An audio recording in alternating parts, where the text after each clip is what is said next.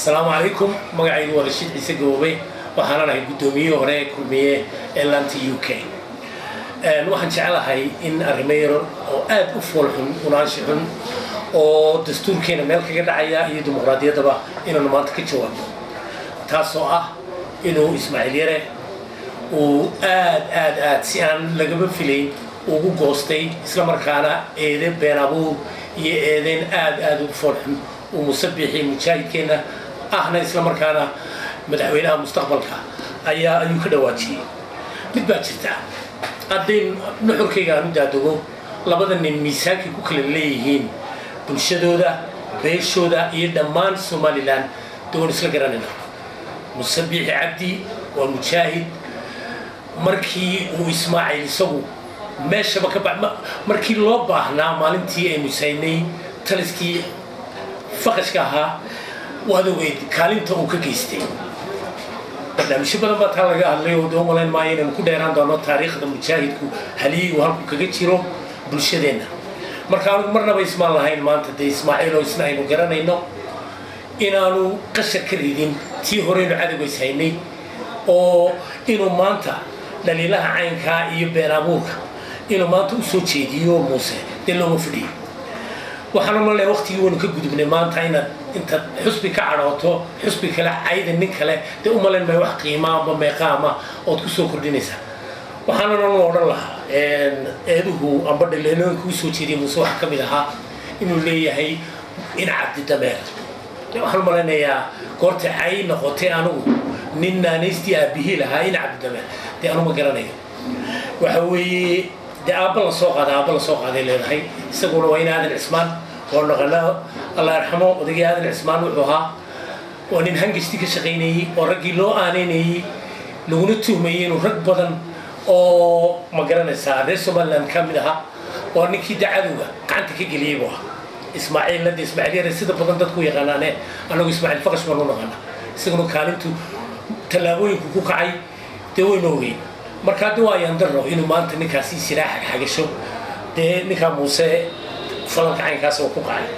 waxaanu ku eedeynayaa kale Muuse uu leeyahay dollar baansiiyay Muuse qortmay intaan taaba gelin wuxuu Muuse albaabkii biga furay marna wuxuu leeyahay Muuse diiday oo aanu meel ka galaan waayo xusbiga kulmiye garanay markii dambe wuxuu leeyahay Muuse yimido anigay bariyo albaabkii biga furay dee labadaas si isku waafaqaya marka labada goor ka hagaagsan tahay dee bulshadeenu u deyn doonaa ka jawaabi doonta mid kale jirto wuxuu leeyahay dolal badan oo uu weydiistay ninkii Noor Cadde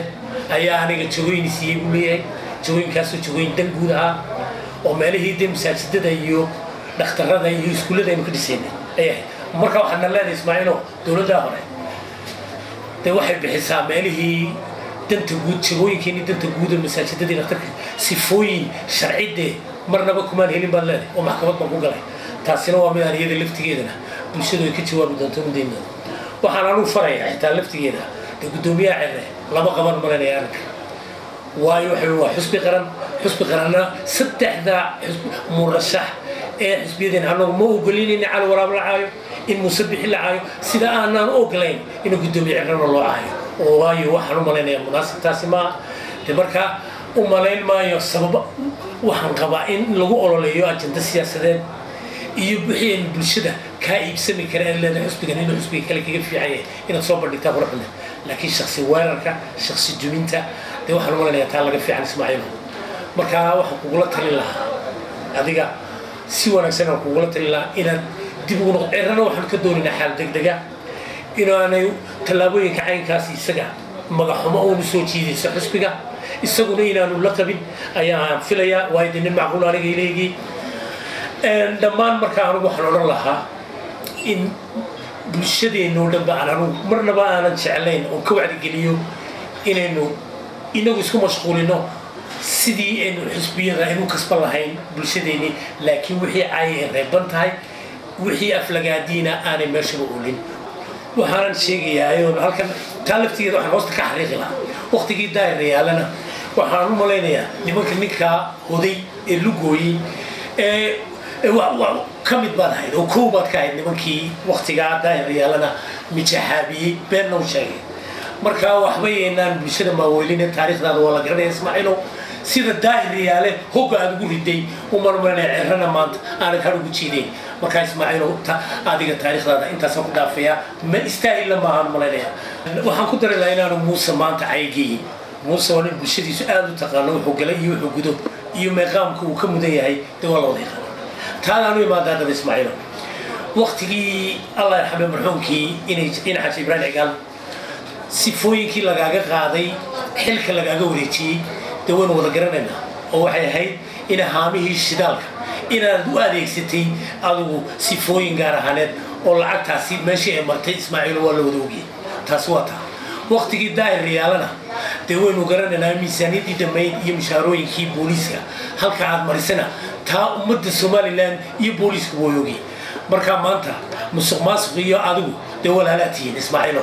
marka ninkii maanta Muuse xagagan lahaa ama dhaleecaw soo jeedin lahaa dimati inkiis qarin lahaa baday Ismaaciilo